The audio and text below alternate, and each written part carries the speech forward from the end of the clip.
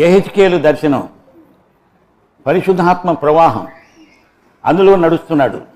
మొట్టమొదట చీలమండల లోతు వచ్చింది, ప్రవర్తన. మోకాళ్ళ లోతు వచ్చింది, ప్రార్థన. నడుము లోతు వచ్చింది, ఆత్మల సంపాదన. ఆ తరువాత పూర్తిగా అందులో మునిగిపోయాడు. యవనస్తులు కూడా అలాగా సేవా జీవితంలో ఎదగాలి. వాళ్ళ యొక్క ప్రవర్తన, వారి ప్రార్థన, ఆత్మల సంపాదన. ఇంకొక పని ఉండదు. అభిషేకించబడిన తరువాత you have an obsession, you have one passion, only one passion, that is Jesus. నీవు న్యూస్ పేపర్ చదివినా సరే ఇది నా మెసేజ్లో ఏమన్నా పనికొస్తుందా అని వెతకాలి. నీకు ఏది కనపడినా అందులో నీ మెసేజ్కి పనికొచ్చేవి దొరుకుతాయి. ఏది చదివినా, ఏది చూచినా, ఎక్కడికి వెళ్ళినా ఇందులో నాకు ఏం మెసేజ్ దొరుకుతుందని చూడాలి. అది ఒక అబ్సెషన్ అన్నమాట దైవ సేవకుడికి. యవ్వనస్తులు అలాగా. ఈ రోజున గొప్ప గొప్ప కోర్సులు చదువుతున్నారు, చచ్చి చెడి బోల్డంత డబ్బు ఖర్చు పెట్టి.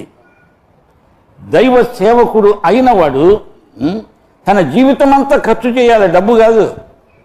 You have to spend your whole life for the ministry, to improve the ministry, to make it more effective, fruitful అని దేవుని ఉద్దేశం. అంతేగాని ఎక్కడో సెమినరీలో చదివి వచ్చానంటే, ఒక ఆయన సెమినరీ అనుభవి షేమినరీ అన్నాడు. నేను నగర కర్నూలులో ఉన్నప్పుడు ఒక ఆయన పాపం ఇంగ్లీష్ రాదు, ఇంగ్లీష్లో మాట్లాడాలని ఆశ, తెలుగు ఆయన. అందుకని సెమినరీ అనుభవి సెమిటరీ అన్నాడు.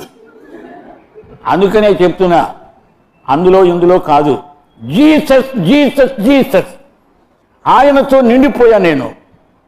యేసు ప్రభువు అంటే క్యాపిటల్ సి, కన్వర్షన్. కన్వర్షన్ అంటే మతాంతీకరణ అని అర్థం ఎక్కడా లేదు.